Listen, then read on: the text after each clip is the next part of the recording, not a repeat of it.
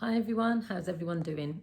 So I don't know what number book review I'm at, but I'm still continuing to do my book reviews. This is the only one I'm going to do whilst I'm on holiday, but I will upload it.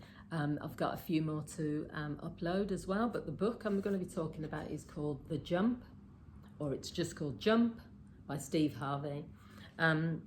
This book, it says, take the leap of faith to achieve your life of abundance. And it talks about Steve Harvey. People who are familiar with him know that he's a stand-up comedian. It says that he had Warner Brothers hit show, The Steve Harvey Show, which has won multiple Image Awards.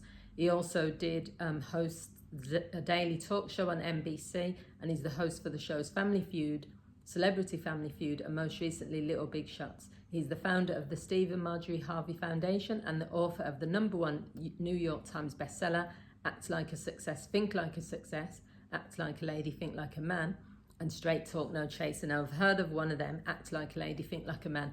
It got different perspectives because some people felt it was controversial because it was saying to women, you know, they should act like men.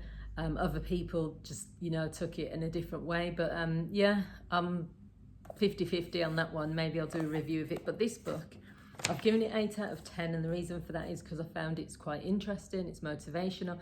It talks about every successful person in the world has jumped. They have taken their hopes and dreams and took a leap of faith toward them. If you desire greatness in your life, eventually you're going to have to jump. The whole premise of the book is this idea that if you're stuck, or if you have like dreams and goals that you want to achieve, then you're going to have to take some risks. And it talks about, you know, it gives loads of different examples of people who have taken risks. Even Steve was talking about, you know, he's had time where he was homeless, he was living out of his car, where he didn't have hardly any money, and then someone would offer him a comedy gig which wasn't paying much, and he would still take it because he knew ultimately that's what he wanted to do. Other times he took jobs that he was so far away from what he wanted to do, but they were on the way to getting him there.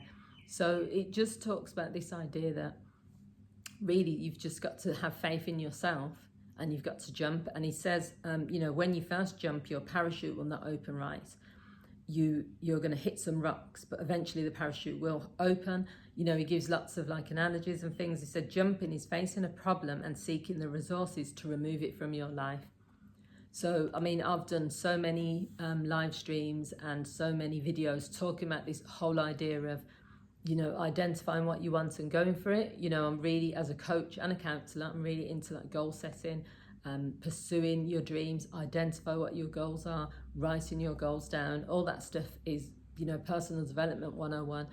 And this book kind of sums that up a little bit because it just talks about if you want something, really, you're going to have to accept that it's going to be painful at times. It's going to be, as he said, when you jump, you're going to hit some rocks, you're going to get busted up, you're going to get bruised.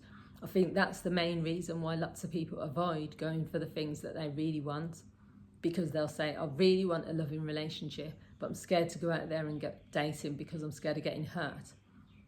I really want a new job, but I'm worried about not going for the interviews and being rejected. I really want, you know, this to change my life in this way or that way, but I'm worried about this, I'm worried about that. So they stop themselves from jumping.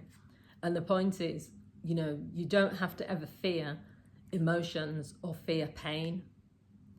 Because there's gonna be times throughout your life as a human being where you're gonna have to experience pain. It's gonna happen. You know, there's a book I'm gonna be buying by David Goggins. He's like a Marine, and I think it says You Can't Hurt Me, I think it's called, or something like that. And he goes to extremes. Look him up. He talks about running marathons. I think he ran 20 marathons? He did something really crazy, but he talks about pain. To him, like suffering and pain is what he pushes himself into, because he knows once he's got over the other side, it teaches him something. Now, I'm not saying everyone should put themselves purposely in a painful situation, but when I hear people say, I don't want to get into a relationship in case I get hurt, to me, that doesn't make any sense to me personally, because you can't guarantee any relationship that you get into. You don't know what's going to happen because you're not in control of what that other person will do or can do, but you can decide how you'll respond. I've said this before, someone who comes into your life, you're inviting them in, but at that point, you don't know if they're going to get up tomorrow and leave. You don't know after you've had children with that person if they're going to stick around. You don't know if you're going to get married and then they're going to cheat on you and then it ends up in a divorce. But you can't go into a relationship saying, I want this to happen, or with conditions. But what you can say is that this is what I expect, so standards and boundaries. So therefore, if someone treats me like this or they cheat, I can leave. That's the only control you have. If this happens, I can do this. You can't control whether someone's going to hurt you or not, because you can't control what they're going to do. So the point is, jumping and just making a decision in life about what you want to achieve, how badly you want it, what sacrifices you're going to make, is where you have to just take some risks. Now, I'm not saying I'm a massive risk taker myself. I'm not risk averse. I'll take calculated risks. So maybe I'll invest in something that costs a lot of money, and then I'll think, do you know what, if I lose this money, it's going to be really bad, but I've got to get my investment in it. Or maybe sometimes I'll take a risk dating someone that I wouldn't normally maybe say that is the right person for me, but I'll say, do you know what, there's something about this person, so let's go for it. Or there's other risks I've taken, but you can calculate the risk, and you can also not predict, you can prepare yourself for the consequences of if the worst case scenario happens. For me, like, I try and help my clients to look at the best case scenario, what's the best outcome I can have from this situation, and the worst case scenario, what's the worst thing. And then when we look at all the things that they worried about, we have a plan for them. So then they're going into it thinking this could go really well, but if it goes really bad, we still know what we're going to do to address that. So it's never, never, never a bad idea to jump, to take that leap of faith. If you trust yourself enough, then there should be no reason why you can't take that leap of faith. It all comes down to trusting yourself, having faith in your abilities, having faith in yourself as a person, and that will help you to take that leap of faith in lots of situations. So I would say it's not radical thinking or anything that like blew my mind. There's some stuff about his own life, there's stuff about celebrities, there's stuff about, as he said, when he took the leap, he believed in, is a Christian, so obviously there's lots of religious stuff in there as well. Some of the chapters include, there are no straight lines in nature, ain't no lesson like a bought lesson. Then he talks about, what else? There's a chapter called Life is a 4-letter word. A man without vision or a dream shall perish. Stop existing and start living. So there is some really good stuff in there. It's really easy to read, easy to understand. It's motivational.